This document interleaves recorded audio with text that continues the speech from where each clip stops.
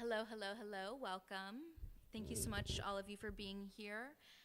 My name is Lila Catelier. I'm the Curator of Public Programs. Welcome to Cranbrook Art Museum. I'm going to do my best to fill some very big shoes tonight for Laura Mott, moderating this conversation. Laura, as our Chief Curator, is unable to speak tonight, so I'm going to fill in. Thanks so much for joining us here in DeSalle Auditorium, and those of you who are joining us out in the universe. Also, welcome and welcome back to Academy students. Tyrell Winston's A Tiger's Stripes, along with Tunde Olaniran's Made a Universe and Whatever Gets You Through the Night, selections from the Mott collection, are all on view through this weekend. Tonight is our closing party. Our fall exhibitions will open with an art member preview on Friday, November 4th, so please become a member of the museum if you are not already to join us for that celebration. We've been so pleased to host Tyrell Winston's debut museum exhibition. Tyrell is a California-born, Detroit-based artist, and his work is the result of years of collecting, organizing, and reconfiguring discarded objects. He has obsessively collected found objects from the streets of Manhattan, from Brooklyn, and now from Detroit, as a public service, as an examination of, and in fascination with, the permanent energy left behind and within these objects.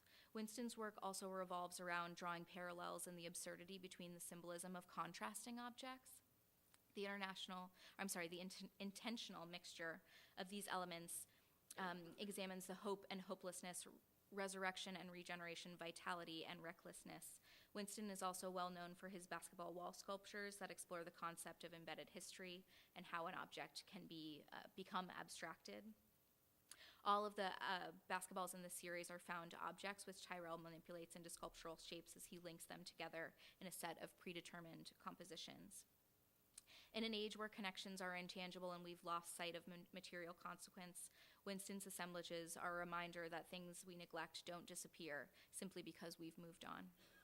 His works nudge us to remember the persistent energy that remains within seemingly insignificant records of human existence. We're very pleased tonight to host Che Pope. Che Pope is a 25-year veteran and award-winning entertainment industry professional, duly accomplished in both creative and executive arenas of the music business. A talented music producer and composer, Che's contributions to some of the most impactful, culturally relevant projects of the past 2 decades garnered him 2 Grammy Awards and the respect and recognition as a force majeure in the field. As a music producer, he's collaborated with the legendary and visionary artists including Aretha Franklin, Whitney Houston, Carlos Santana, Destiny's Child, Lauryn Hill, Dr. Dre, The Weeknd, Diddy, Kanye West, and many more. His skill in successfully honoring and highlighting each artist's strong sense of self, while at the same time unearthing and discovering new sounds and styles, has gained him recognition as a master collaborator and an influential addition to the creative process. Che previously served as a COO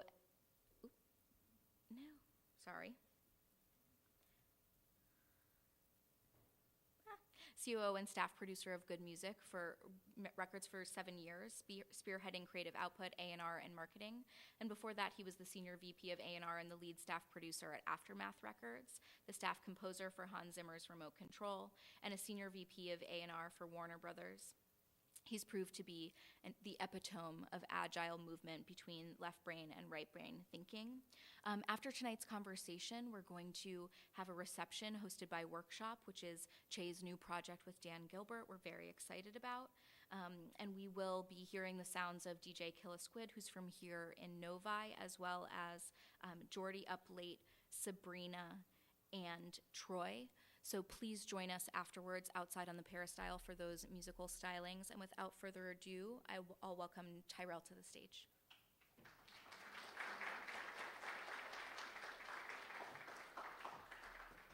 Thank you, Lila. My name is Tyrell Winston. I just want to thank Cranbrook, Laura Mott in particular, for giving me my first museum show. It's pretty surreal. It's also kind of crazy that it's coming to an end. It doesn't seem like it was 3.5 months ago that it opened. I have a pretty untraditional background in art. I didn't go to art school. I went to a liberal arts school. I'm a self-trained artist. And my intro to art history started in 2006. My mom's an art teacher. My dad's a pastor. And I grew up skateboarding and playing basketball. I was always into like skateboarding graphics and the kind of counterculture aspect of skateboarding. So in a sense, that is, there's artistic parallels. I was intimidated by art history. When I moved to New York, I was taking a class at the school that I went to finish up my undergrad called Wagner College, and it was called Gallery Management. And I thought, I want to do something maybe in the business side of art. And I learned about these guys right here, Dash Snow in the middle, Dan Colin on this end, and Ryan McGinley. And a professor I had us read this, it's now become quite a controversial magazine article from New York Mag called Warhol's Children. And it was about these guys' kind of debaucherous lifestyle and their kind of taking over of downtown. And I was fascinated with this. I was like, these guys do drugs, they have like crazy sex, they're documenting partying. I'm like, that's stuff that's pretty interesting to me at 22. Their work all is a lot deeper than that, but that was my intro into art history. Shortly thereafter, I went to an exhibition at MoMA, and it was about Dadaism and anti-art, and I've never been so floored. I spent like 3 hours in the exhibition, and I was like, this is stuff that really, really speaks to me. I graduated in 2008. The recession was happening. Couldn't find a job, so while I was looking for work, I was constantly looking on the street for trash and different things that I could make into collages, very Dada-esque, very derivative of Dash Snow. And I had no money, and I thought, well, maybe I'll be an artist. But with that, I had to make some sacrifices. And this is the actual cover of the photo, the cover of Dash, Dan, and Ryan from New York Magazine. And I started thinking, I want to be this bad boy, and artists are outlaws. But artists as outlaws, it took a different turn for me. I was like, I want a studio. I want to do all these things. No one's paying attention to my work. I should get a day job. So I got a day job, and that was like the most outlaw thing that I thought I could do. It was like it afforded me a studio. And I think about that a lot, that sacrifice. I worked at MTV, commuted to Times Square every day for like 3 years. And I mean, that's pretty soul-sucking. But I kept my eyes on the prize. I had a pretty good boss. I would get in trouble for painting at my desk on corporate stationery. I remember one that didn't go over too well was meetings or murder. They closed my department, and I decided to make a jump into being an artist full-time. My late friend Virgil Abloh said, everything I do is for the 17-year-old version of myself. I think of that often. I wanted to be a professional skateboarder or a professional basketball player. Clearly that didn't work out. But I get to work in those fields and make more of an impact than I think I ever would have had I made it professionally in either of those. A lot of my work deals with this idea that I call future nostalgia. It's learning from the past to create the future. And to me, there's no better way to do that than tapping into this idea of embedded history of art, objects, and mindsets. And embedded history is something that runs through all of my work. And it's quite literally other people's hands or stories and the seemingly infinite stories and possibilities that they have and maintain. It's the connective thread that weaves everything that I do together. Even if you look at the autograph paintings in the main gallery here, while I have painted those autographs, that is about someone else's hand, someone else's energy. And when it comes to the embedded history of the objects that I'm collecting on the street, I'm interested in the natural wear. It's weather is my favorite assistant. No offense to my assistants, but it's something that really can't be replicated or manipulated. This is a cigarette piece I made a few years ago. Those are all collected cigarettes from the streets of New York. I really wouldn't make that work anymore based on COVID. And I smelled like an ashtray all the time, and I think my wife's very happy that I'm not making this work anymore. But the street was my first studio, and it still is the lifeblood of almost everything I do. My second studio was a bedroom, and my third studio was a $200 a month, like, little shanty in this group studio space that had mice all over it. I mean, it was kind of wild, and it's wild to now have, this museum show. It's, like I said, it's all very surreal. But when I couldn't afford a studio, or when I was working in all these places, I had to use what I could find, and I still do that. Mark Bradford is an artist who I admire greatly, and he said in an interview a while ago that most of the materials he uses, they can be found relatively easily, or he can buy them at Home Depot. And I love that ethos.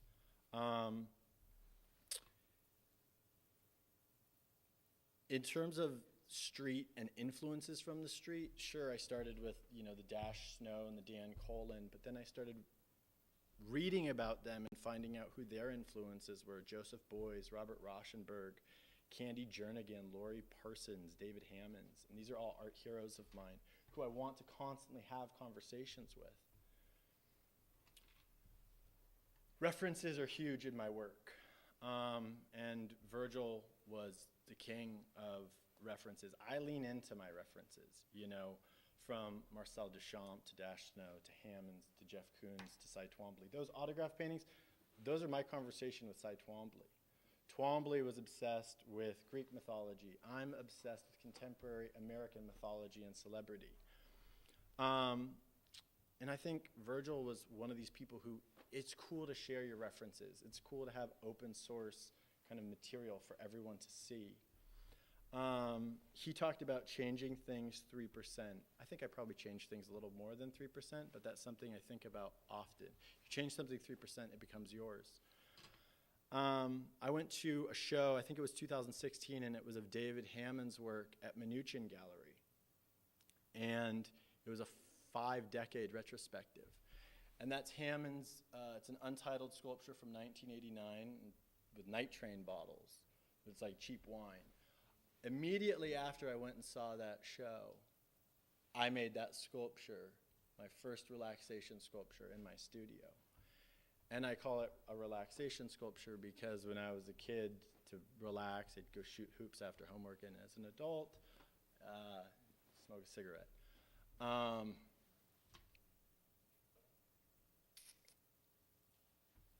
This is a reference to Jeff Koons's equilibrium sculptures. I would find these basketballs, you can find aquariums all over the streets of New York.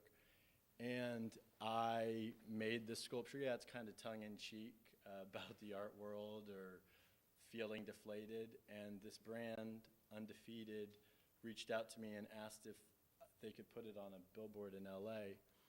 And I was like, absolutely, this is how my work is supposed to be seen.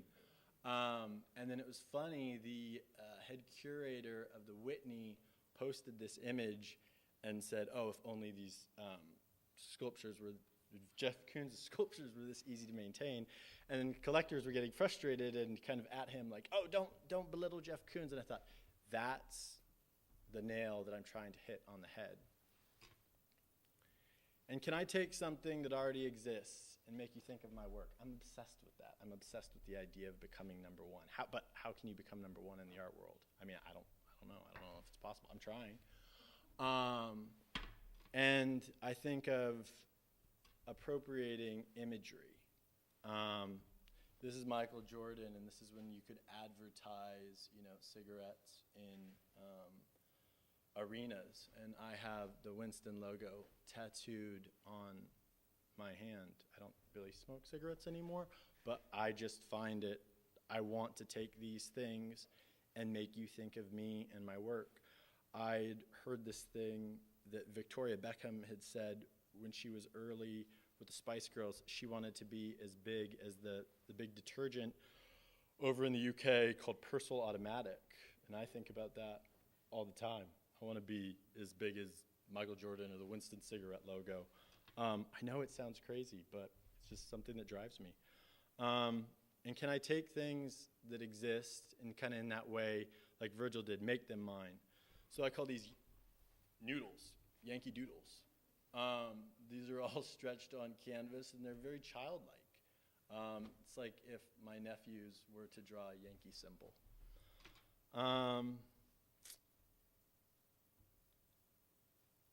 The answer, can I take something and make you think of me? It's a resounding yes.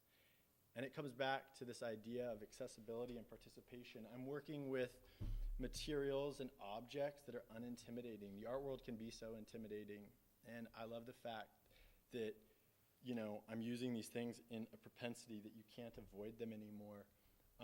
That big basketball sculpture, I don't know, it's 168 or 175 balls, in the gallery. Every time I come here and there's little kids, they're always running over to it to try to grab them. It's kind of terrifying, but I absolutely love that. And it's the same with that sculpture in the middle, the kiss. I want people to engage with the art. I want them to ask questions. I want them to feel alive, to climb on it, to see art in a perspective and realize that everyone is welcome. Singularly, this is my old studio in New York. If you see a basketball in a gutter, you avoid it, or it's, kind of an eyesore. I'm working with things that have been overlooked, and I'm trying to elevate the context of them so you can't avoid them. If there was one basketball on the wall in there, it's like, whatever. There's 175. You have to pay attention to it. And now I'm working backwards. Now I'm trying to reduce things. Sometimes I want to show less, and, because I've developed this language with a lot. And I had never intended to use sport as a medium. A lot of my early work was dealing with drug paraphernalia or very anti-government, anti-police collages. I thought I was saying something really important, and I was just saying too much. And I started noticing deflated basketballs, broken basketball nets, all these things in different propensities. And I started thinking about the artist as an athlete and the athlete as an artist. And kind of wanting to inject myself into that conversation. This is an authentic Michael Jordan autographed basketball that I decided to sign my name right above his. To me, this was a really important part of my career and where we are now. Like I said, I put myself with the greats. This is rooted in art history. This isn't a cheap trick. I was looking at Robert Rauschenberg when he was a very young artist. He asked Willem de Kooning for a drawing, and then he erased the whole drawing, and that was Rauschenberg's piece. So this is this idea of kind of resurrection through desecration. And resurrection and the ability of breathing life into something, not in necessarily a religious sense. I mean, I guess maybe it's my roots as a dad, as a pastor. But it's giving something, a lot of my work is giving something new life. And, if you see something broken, fix it. That's a mantra of mine. I'll change basketball nets in any neighborhood, in any state. It's a simple gesture, and this work, the net pieces that you see, I call them network. This is me changing nets a couple years back in New York. I don't know what's wrong with my mouth. I think I have a lollipop or something. But, you know, when I'm changing these nets, I try to do it when no one's playing. There's no better feeling, no better sound than a ball going through a fresh net. And it's important that we take care of our public spaces. So this is equal parts art and community service. And if people stop me, I typically don't talk about the art part. Not that I'm afraid of that, but, you know, it doesn't need to be talked about necessarily on the street.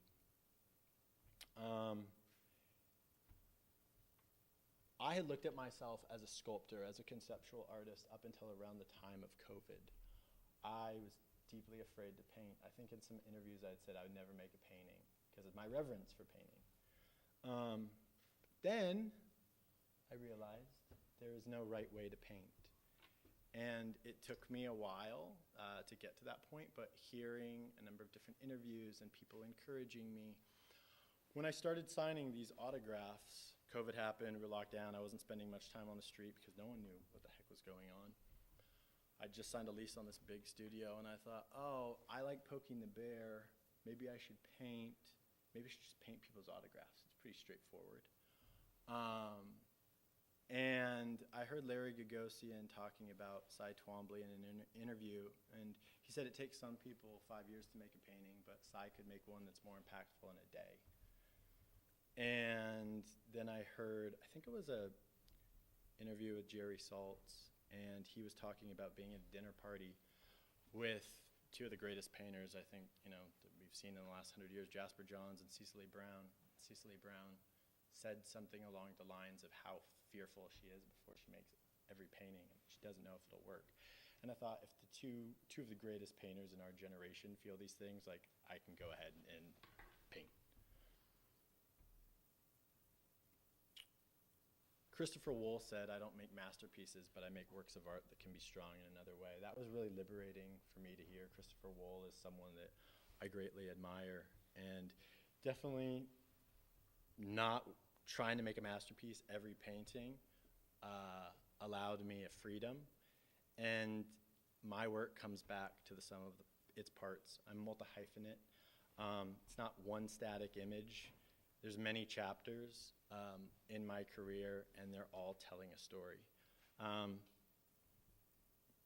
make what I want the world to see. It's pretty plain and simple. A lot of the stuff I think that's my favorite stuff, maybe it isn't popularly received, but I have to get that out of my system.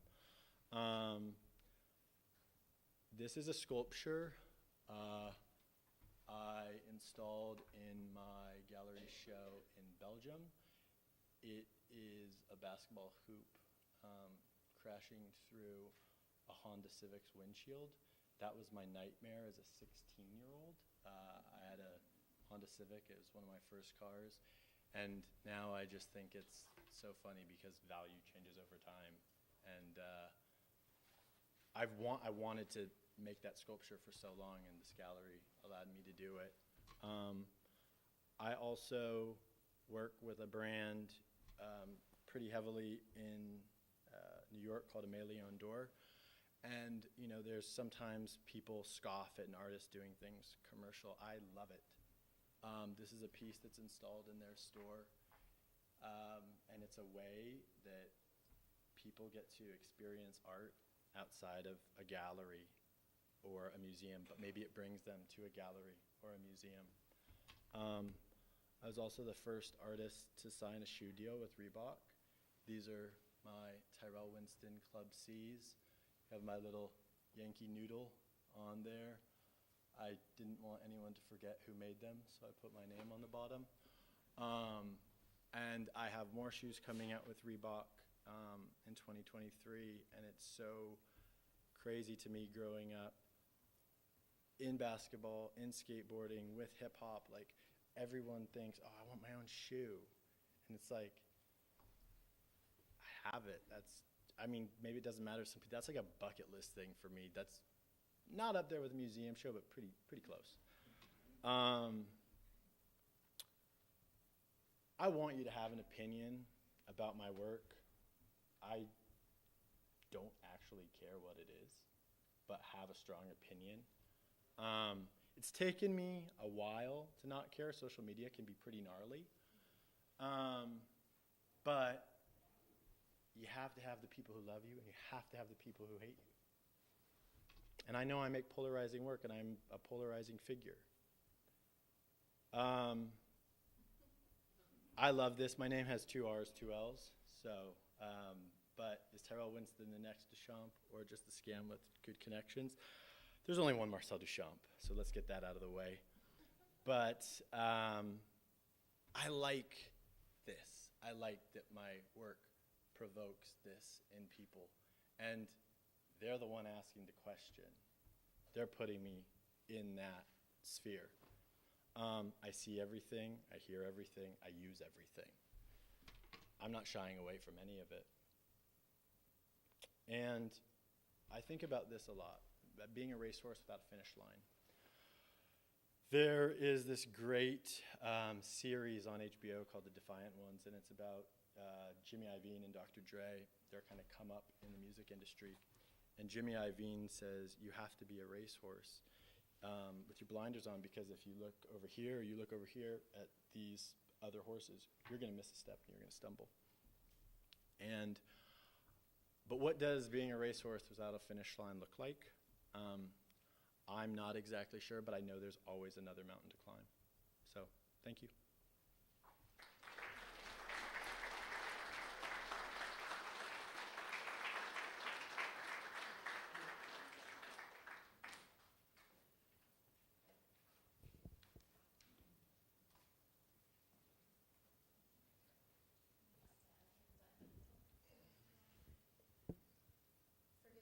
Forgive my phone, this is where my notes are.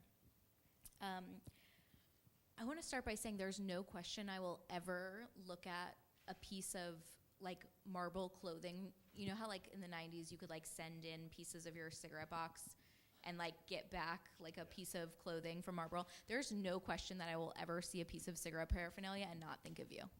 Thank you. For sure. Just like hands like forever. Like I'm just like I'm never gonna not associate you with like cigarette clothes, which is the weirdest, but it's for sure it's happening. Awesome. I'm glad they don't smell like cigarettes anymore. Thanks so much for being with us, Che. Yeah. Thank you for having me, Cranbrook. So excited to have you.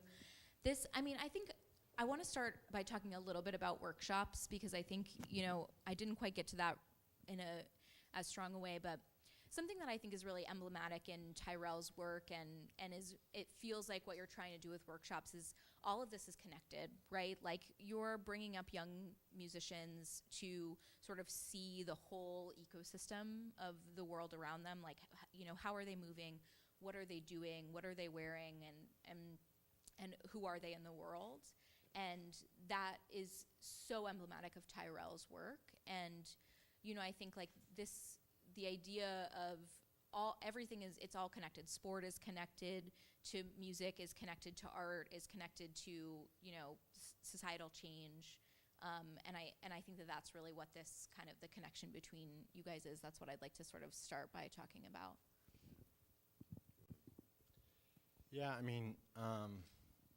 hip-hop in particular is super important to me, from the clothes I wear, the jewelry, I've named show titles after songs. I did Hail Mary, and Hail Mary it's a football play, but it's also a Tupac song. I did another show that was called Take 'Em to Church. That's a Dipset song. It's like this idea of constantly sampling things. And then working them into something new where it changes the context, but then you're also doing,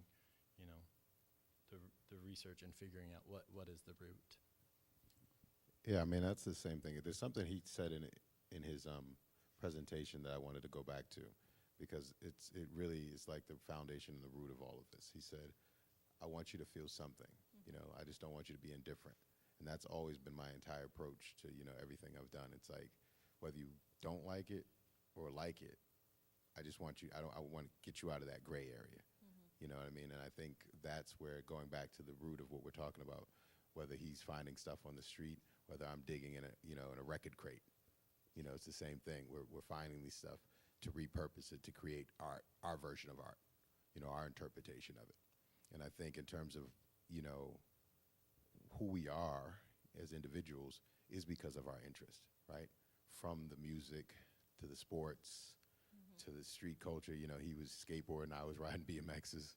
You know what I mean? So it's like it's all connected in my opinion. Like, and going back to, we have Virgil's a mutual friend of ours, so longtime friend of mine. And one of the things I used to talk to Virgil about was how he grew up in the suburbs. I grew up in the inner city, but I was bused to the suburbs. So one of the things that we had in common was just sort of this wide range of musical influences from the different cultural things of that nature. And then you apply that, the influence of skateboarding, you apply the art and culture, you apply fashion, especially like hip hop fashion, used to be this baggy clothes, or Carhartt, we're in Detroit, so Carhartt, there's all these things, and that sort of like makes up and composes what ends up being in the music, and whose ever interpretation of it. In Detroit it was techno, right? In New York, in the inner city of New York, it was hip hop. Obviously back in the early 50s and 60s here, it was, soul and pop soul, if you will, Motown to the world, and, rock and independent, indie rock, Jack White, and so on and so forth. So, I mean, it's still all of that encompassing, and that's what Workshop is, just a home for it all. I think it's really interesting to think about the multidisciplinary along this lines, like the way in which we all are sort of like living in public all the time now, in a way that it just wasn't always the case, like even at like our generation, like we did not have cell phones. We could not, we had to be home by the time the streetlights were on, but that was it. That was like the rule that we were living by. And now you have to sort of be watching who you are at every moment. And I feel like that's in some ways, like the ubiquity of social media is the closest that we're coming to that. And so I'm interested, Tyrell, if you want to like say a little bit more about this idea that like you're just sort of like you kind of always have to be on as an artist. Yeah, I mean, sometimes it's daunting, but I guess it's the only thing I know now. Like I can't imagine, by no means am I an Instagram artist, but I can't imagine not using that as a tool. It's how I got connected with Library Street back in 2019. It's how I got connected with Virgil, with Takashi Murakami, all of these people. And while I would credit a lot of that to the art that I'm making, the artist as a person in that equation, like, is really important. Image is kind of everything, as vain or as fickle as that might sound. And when people can see your interests, I do believe that they're drawn in. We're in an exciting time where people get to feel like it's scary, it's kind of weird, but they get to feel like they know you. They know more than just the picture on the wall. I feel like you can't stop technology. You know what I mean? There's obviously all these different inventions throughout history that, come and they change the landscape of what's going on. But you can control your relationship to it. And I think that's the thing people have to learn and master, because if you're an artist, you can still create mystique with it, or you can expose everything. You can lay it all out there, you can expose, but it also makes the world a lot smaller. An artist from Australia can just hit me and send their music in the DM, and it's like, oh, you know what I mean? So it really has brought the world, together in a sense. But there is that sort of that obsession with it, where everybody's goes to dinner and everyone's on the phone, and it's like, can we put down the phones and stuff? So, it's still like, what is your personal relationship to it? But in our worlds, it's definitely a tool, and I can't imagine not using that tool.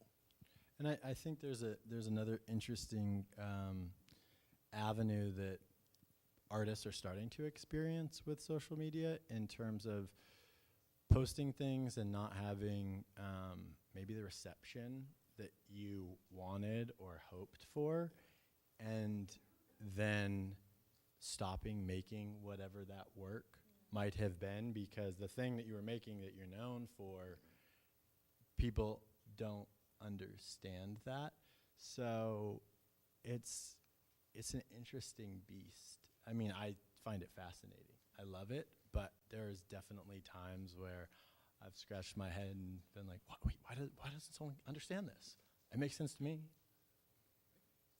Yeah, I mean, if it wasn't such a useful tool, I personally would never do social media myself. It's just not, it's just something I find extremely uncomfortable, but I understand the power of it, you know, and I respect the power of it. And especially launching a new business, you know, you really have to embrace and harness all these vehicles that, you know, you can use, because, you know, resources are limited. So, you know, social media is one of the ways where you can maximize your input. You know, think about buying a television commercial and how expensive that is, and how many more people you can reach on with the social media digital blast. So it's, you know, it is honestly just a staple of our reality now moving forward.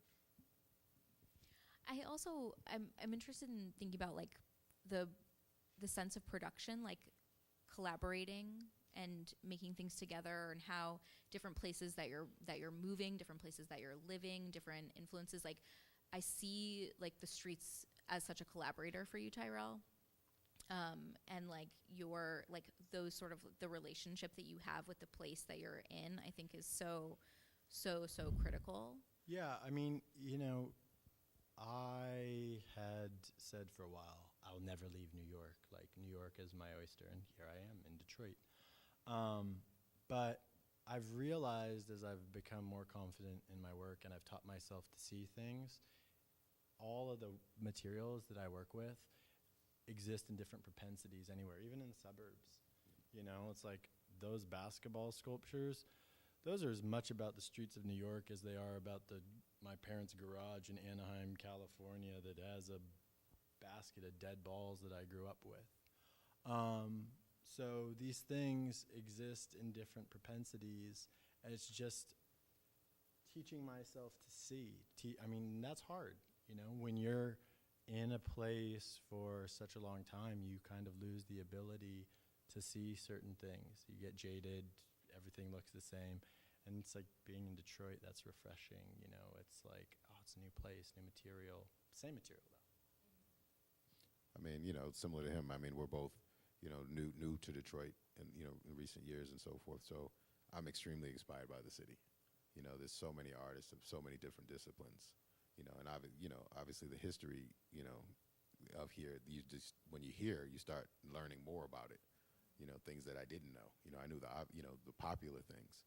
But then you start learning, you know, you go to the techno museum and you hear about not only about techno being created, but what was going on in the city at that time, and the conditions that this was born out of, things of that nature. So, you know, inspiration to me is just everywhere here. So I love to travel. Like, traveling the world has been, you know, I didn't travel, you know, as a kid, I didn't have one of those families that traveled much. So, shout out to my mother who's here somewhere, who took me to the Virgin Islands. But outside the Virgin Islands, I didn't really go too much. So as an adult, I made it a point to travel the world. And I think that's going to Japan and seeing how, you know, their culture works, and being in Korea and learning about K-pop, and how you know, you export K-pop, and K-pop is a big deal in Latin countries, and it's like you start learning all these other things and all these codes that you can apply to your own life and your own businesses. So I'm totally influenced by where, you know, different places and where I'm at, you know, and try to pull as much as possible from that. I think that's so interesting, because something that Tyrell said tonight that I think I've heard you say before, but that really like hit me in a different way in the context of this conversation, is the idea of contemporary American mythology. And like how American culture pulls so much from different places. Yeah. And can you talk a little bit about some of those places that you've been, and like the things that you're pulling from, the things that you're inspired by, and what you see, and also what you feel like you've made? Well, I would say first one that really, my first thing in terms of America's influence, right, is when you go, I think it was one of the times I went to Russia, and like seeing the influence of hip hop in Russia, like, you know, they were playing like 50 Cent, and people were coming up to me like, "You 50 Cent?" You know, and it was just like, wow, you see how powerful this you know, this medium is, right? You just see how powerful it and the influence all around the world. But then in terms of drawing on other influence, you start, you know, having the opportunity to go to the Louvre and things of that nature, and Versailles, and you go, and it's like walking through history, you know, literally, and the stories are right there in front of you in the paintings.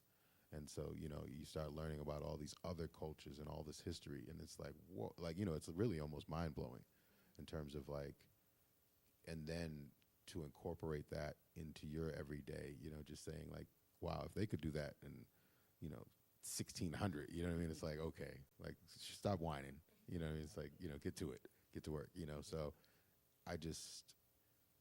but I will say, like, the other thing is just different, like, for instance, going to like Stockholm and like meeting, you know, the Swedish people and the humility of how they go about their business, how clean the city was, and you're just like, whoa, this is a city, you know what I mean? Like, people actually live here. This is so clean. Like, you just don't think certain things that you're like, wow, and they're, you know, the humility of, same thing in Japan. There's this certain, like, you know, we're in America, right? Everything's ego, everything's this and that.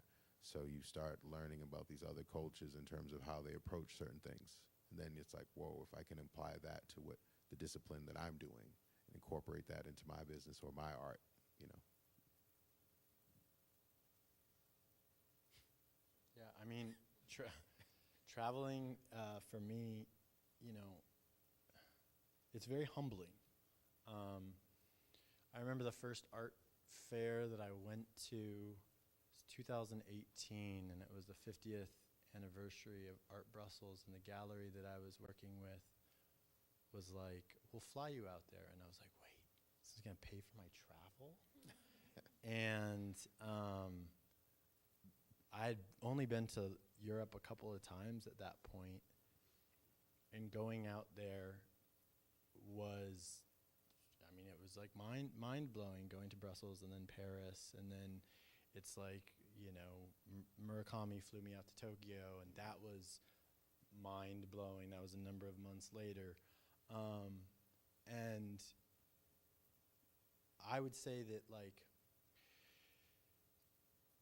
it's humbling, but it's also just, I want to be a sponge when I'm in these different places, and realizing that, like, it is really a privilege to do what I get to do every day. It's like, I get to go into the studio and bump around and make things that I want to see and that I think the world wants to see, and then get to go show them all over the world.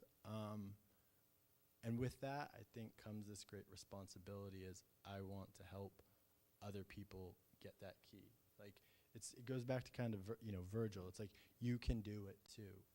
Here's the code. This worked for me, you know. He brought up a good point, though, in terms of, like, the humility aspect of it, too, because when I talked about traveling, I didn't mention, like, the one thing you see is, like, we're in America, right?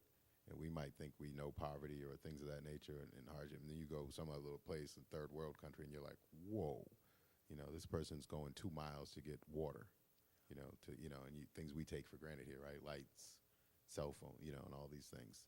So the juxtaposition of life comes into perspective too, in terms of from the extreme wealth to extreme poverty, and then you realize, okay, it's like I am blessed, I am fortunate. So that makes you do things to me with also a little more care, a little more passion to it, because you are more appreciative and for your, because sometimes when you're here, right, Instagram and everything, you just take things for granted, right? I'm supposed to do this. I'm supposed to have these Jordans. I'm supposed to whatever. And then it's like, no, you could literally, this other's, reality exists in this time, so. And I mean, it could all end tomorrow. So like, what are you going to do today if it can all end, for sure too. I'm interested in hearing you talk, Tyrell. It's all happening so fast. And even just thinking about, like, painting these signatures for 2 years, they are also like evolving, and they've got a next life. And so like this museum show has been a really interesting experience. The pieces, especially specifically the punishment paintings, I know that they have like a next iteration that's happening now. I'd love to hear a little bit more about that. Yeah, so when I started, they were really like Bart Simpson, I will not talk in class on a chalkboard. And they left me wanting something more. I think I have this perpetual problem of like never being satisfied and always chasing a dragon in multiple facets of my life.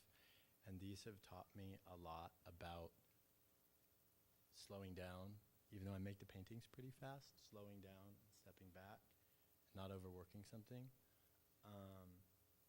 And, you know, it on a certain level, it feels fast. It's like I started making these 2 years ago, now they're in a museum.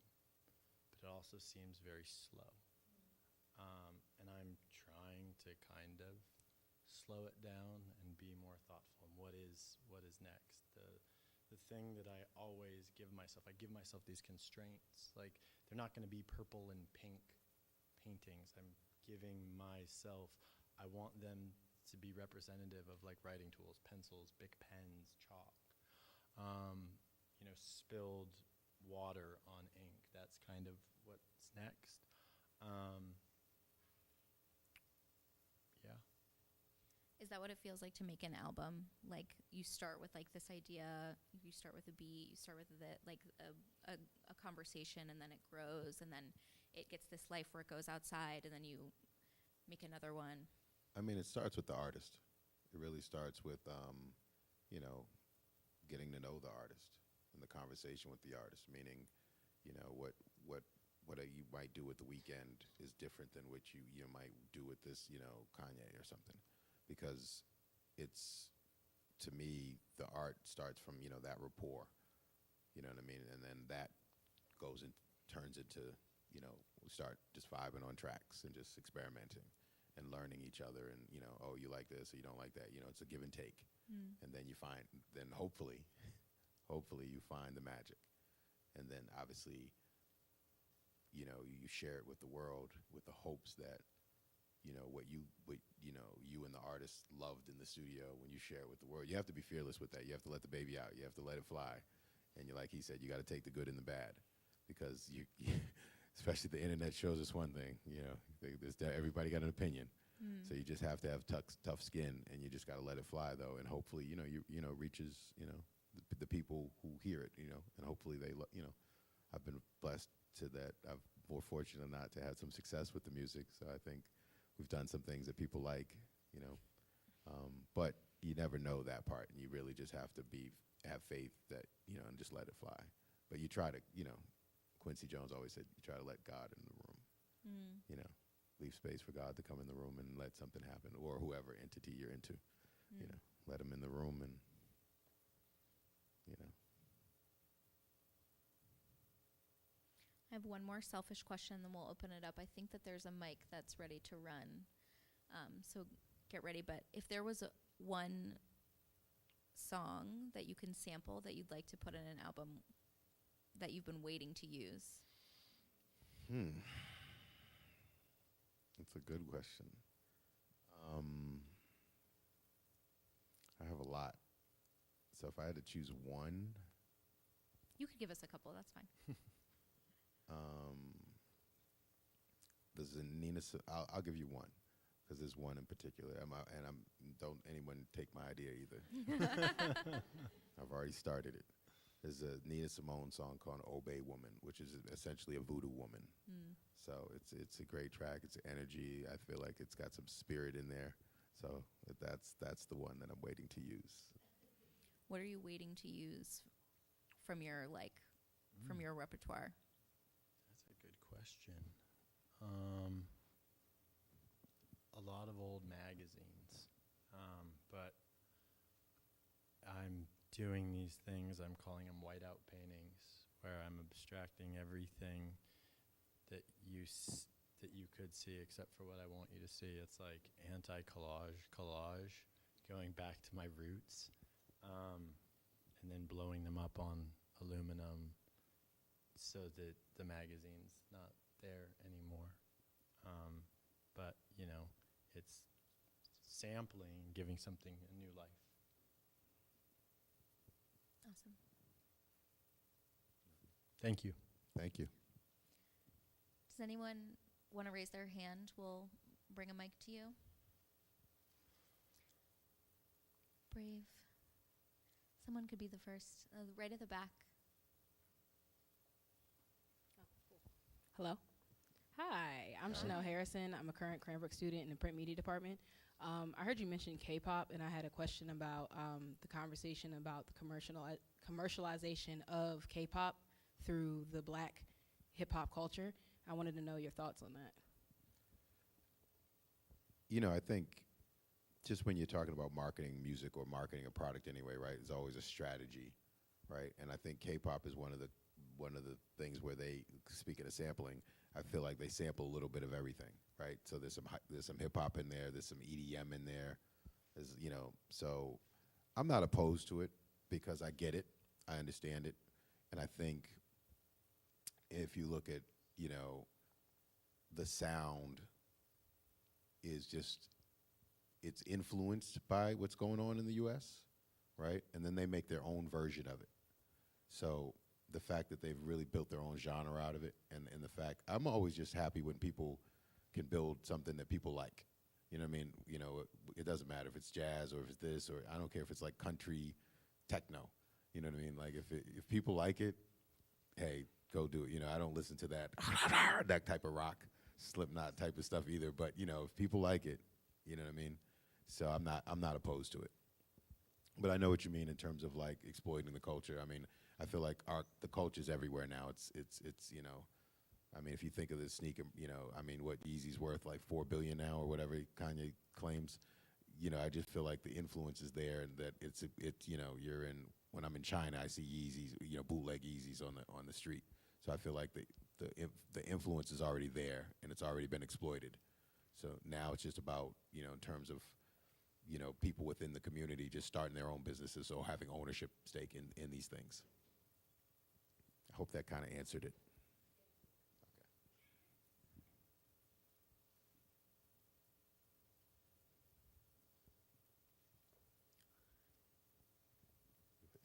Hi, Laura. Thank you. Hi, everyone. Sorry, I'm not quite well enough to talk for long periods of time yet, but I want to, as a follow-up, we sort of talk about these ideas around authenticity, which I think we talk about sampling, we talk about found objects, but where is this line with both what you do in terms of taking source material between like reverence and irreverence? And how do you like gut check yourself through that process?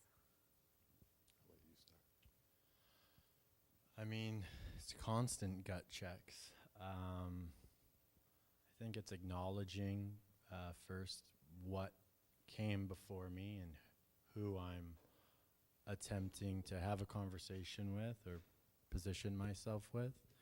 And is it something that I think the world needs to see, or kind of,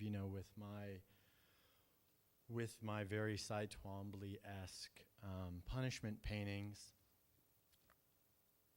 I couldn't figure them out for a period of time.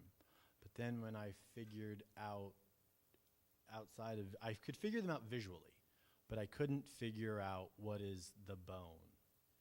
And reading more and more about Twombly and his fascination with Greek mythology, I thought, got it. Because I love celebrity, I love pop culture, so I'm going to do these autographs. That's where it's the conversation. It's not just some abstraction based on Twombly's figures. That's the separation. So if I can have a cross that I'm willing to die on, then I'll know it's there. And, in the music world, there was obviously this sort of backlash against sampling originally. There was a lot of, people would be like, oh, that's not real music, or this and that, and so on and so forth. And in my case, it was funny to me because it would, you know, I'd go in rooms or something, they'd be like, oh, you sampled this and this and that. But then they'd be surprised when I could play instruments, you know. So, you know, it's like, you know, no, I can do what you do too, but I also choose to do this. But in general, to me, that's the great thing about whether it's hip hop and sampling or whether it's electronic music and manipulating, you know, electrical circuits and things of that nature and making, you know, computer generated or synthesized music. You know, it's still art. You know, whether it's somebody's standing in front of a painting and drawing a canvas, or they're in a junkyard and finding recycled materials and creating something. It's still art, and it's open to interpretation. So I think the authenticity to me arrives is the sense of identity. You know, when you have an identity with what you're doing, you know, because obviously you can be redundant, and I don't mean being influenced by something. That's not being redundant. Being redundant is being literal. So, but when you can find your identity within what you're doing, that's, to me, the authenticity comes from.